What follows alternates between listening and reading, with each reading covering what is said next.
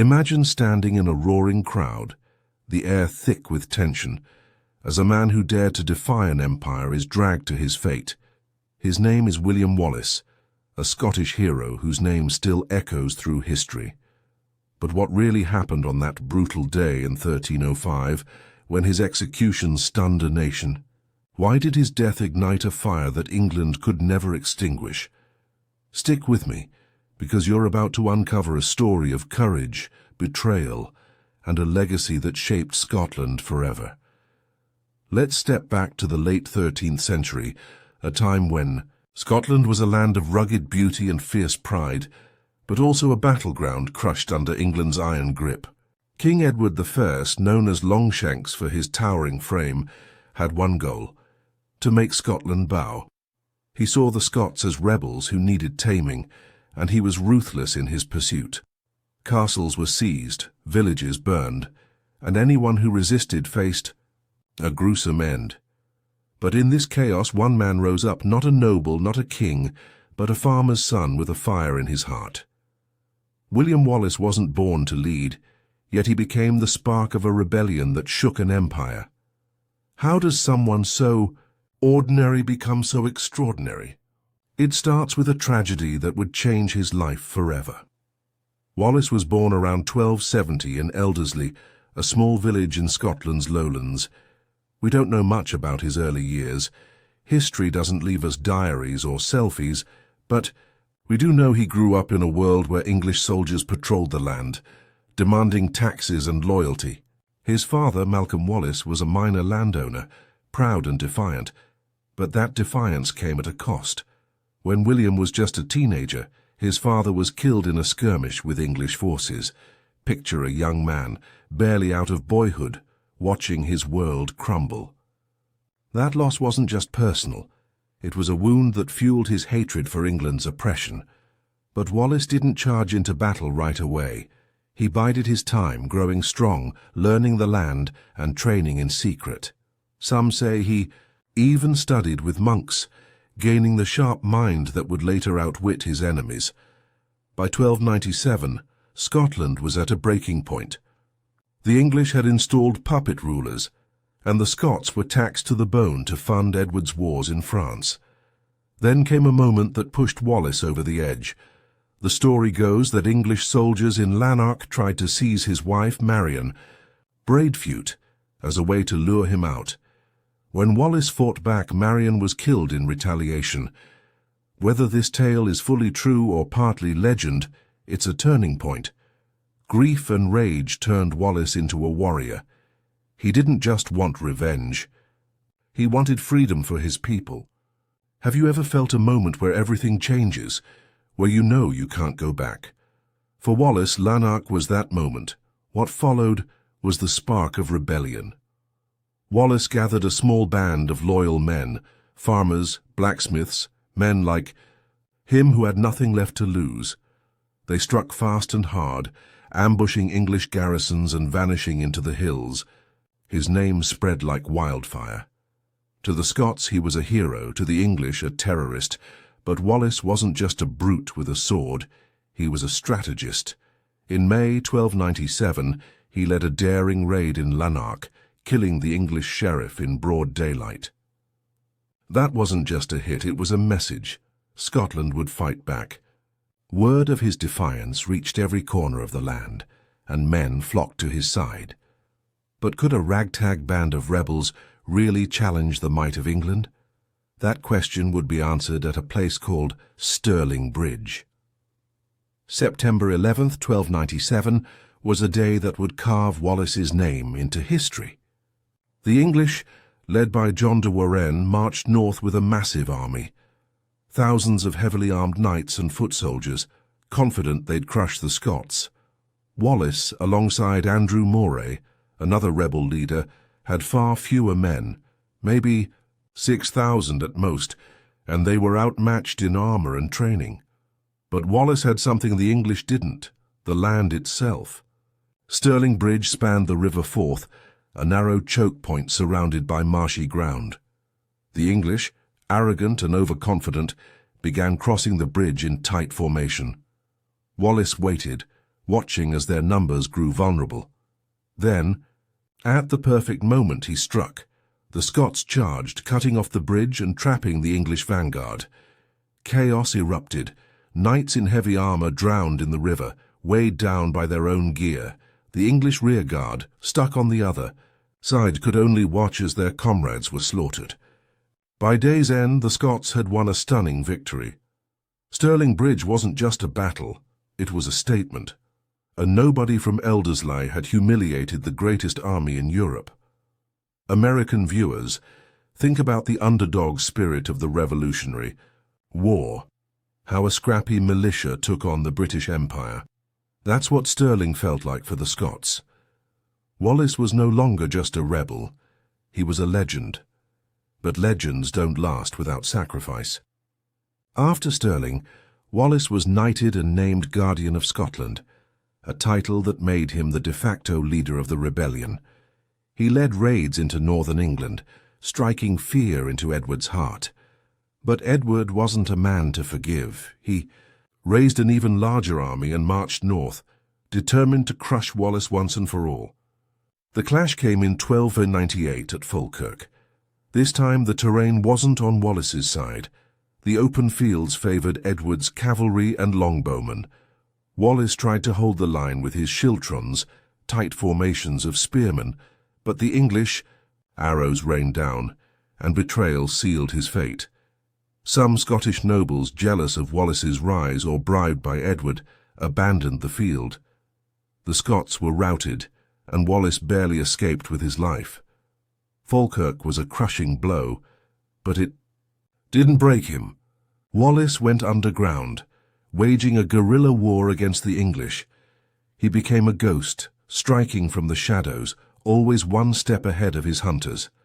For 7 years he evaded capture, even as Edward tightened his grip on Scotland. The English. King offered rewards, sent spies and tortured anyone suspected of aiding Wallace. Yet the Scots protected him, hiding him in barns and forests, proving his cause was bigger than one man. But no one can run forever. In 1305, the net finally closed. The betrayal came from someone close, a Scottish knight named John de Menteith, lured by English gold. On August 3, 1305, Wallace was ambushed near Glasgow and captured. The details are murky, but imagine the sting of that moment. A man who'd given everything for his people, betrayed by one of his own. He was bound in chains and dragged south to London, a 600-mile journey meant to break his spirit. But Wallace didn't break. Even in chains, he carried himself with defiance, knowing what awaited him. Edward wanted more than his death. He wanted to erase his legend. What happened next would test the limits of human endurance. When Wallace arrived in London, he was brought to Westminster Hall for a sham trial. The charges were treason, murder, and robbery. Ironic, since Wallace never swore loyalty to Edward. So how could he be a traitor? He was denied a defence, and the verdict was already decided. On August 23, 1305, he was taken to Smithfield, a public square where crowds gathered for executions. The English wanted a spectacle, a warning to anyone who dared defy the crown. What followed was one of the most brutal punishments of the medieval world: hanging, drawing, and quartering. First, Wallace was stripped naked and dragged through the streets behind a horse, the cobblestones tearing his skin. The crowd jeered, but some, even in London, whispered his name with awe. At Smithfield he was hanged, but not to death, just enough to choke him, to make him feel the ropes bite. Then came the drawing, a word that hides the horror. While still alive, he was cut open, his insides pulled out before his eyes. Finally, he was beheaded, and his body was hacked into pieces. His head was spiked on London Bridge, and his limbs were sent to 4 cities, Newcastle, Berwick, Stirling, and Perth, as a gruesome trophy. Edward thought this would end the rebellion. He was wrong. The execution was meant to terrify, but it backfired. In Scotland, Wallace's death was a spark that lit a wildfire. His sacrifice galvanized the Scots, proving that freedom was worth any price. Within a year, Robert the Bruce, inspired by Wallace's courage, took up the cause. By 1314, Bruce's victory at Bannockburn secured Scotland's independence, a dream Wallace died for. Across Europe his story spread, a tale of one man standing against tyranny. Even in England, some admired his defiance, seeing in him the spirit of resistance that resonates with anyone who's ever fought against the odds. Why does Wallace's story hit so hard, especially for Americans? Think about it. A man of the people, rising against an overreaching empire, willing to die for liberty. It's the same spirit that fueled the Founding Fathers, the same fire that drove the Minutemen at Lexington and Concord. Wallace wasn't just a Scottish hero. He's a universal symbol of standing up when the world tells you to kneel. His execution wasn't the end. It was the beginning. It shocked a nation, yes, but it also woke it up. Scotland never forgot him. Statues of Wallace stand across the country, from Stirling to Edinburgh, and his name is carved into the soul of a people. But let's dig deeper. What made Wallace's execution so shocking, even by medieval standards? It wasn't just the brutality. Executions were common then. It was the deliberate cruelty, the attempt to erase a man's dignity. Edward didn't just want Wallace dead. He wanted him broken, humiliated, forgotten.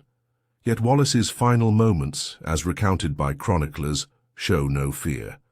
Legend says, he shouted for freedom even as the noose tightened. Whether that's true or not, it's what the Scots believed, and belief is more powerful than fact. That belief turned a farmer's son into a myth. The aftermath of his death is worth exploring too. Edward's plan to crush Scotland's spirit failed spectacularly. The nobles who'd wavered, the people who'd feared resistance, saw in Wallace's sacrifice a call to action. Robert the Bruce, once a rival, became his successor, not just in war, but in spirit. Bruce's coronation in 1306 was a direct defiance of Edward, and every step he took toward Bannockburn was a tribute to Wallace's dream. By 1328, the Treaty of Edinburgh-Northampton recognized Scotland's independence, a victory Wallace never lived to see but made possible. Across the centuries, Wallace's story has grown, shaped by poets, historians, and yes, Hollywood. The 1995 film Braveheart, starring Mel Gibson, brought him to a global audience, especially in America, where the film's themes of freedom and defiance struck a chord. Sure, the movie took liberties. Wallace didn't paint his face blue, and the romance with Isabella of France is pure fiction, but it captured his spirit. It reminded us why his execution, so brutal and public, didn't silence him, but amplified his voice. Americans who cherish stories of underdogs and rebels saw in Wallace a kindred spirit, a man who'd rather die than submit. Let's talk about the man behind the myth. Wallace wasn't perfect. He was a warrior, not a saint. He killed, he burned, he waged a brutal war. To the English, he was a savage, a criminal who deserved his fate. But history isn't about perfection. It's about impact. Wallace's impact was seismic. He showed that one person, armed with courage and conviction, could change the course of a nation. His execution, meant to end his story, only made it eternal. In Scotland, they still sing of him, from pub ballads to school lessons. In America, his story resonates with anyone who's ever felt the weight of injustice and refused to bow. So what can we take from this? Wallace's life teaches us that heroes don't start as giants. They're forged in pain, in loss, in moments when they choose to stand. His execution wasn't just a death. It was a declaration that some things are worth fighting for no matter the cost. For you watching, think about your own battles, big or small. What's your Stirling Bridge, your moment to stand up? Wallace's story isn't just history. It's a challenge to find your own courage. If this story hit you as hard as it hit me, do me a favor. Hit that like button, share this video with someone who loves history, and subscribe for more tales of heroes and rebels. Comment below. What part of Wallace's story shocked you the most? Was it his betrayal, his execution, or the way his death inspired a nation? And if you think this is the end of Scotland's fight, stick around. Next time we'll dive into another tale that shook the world.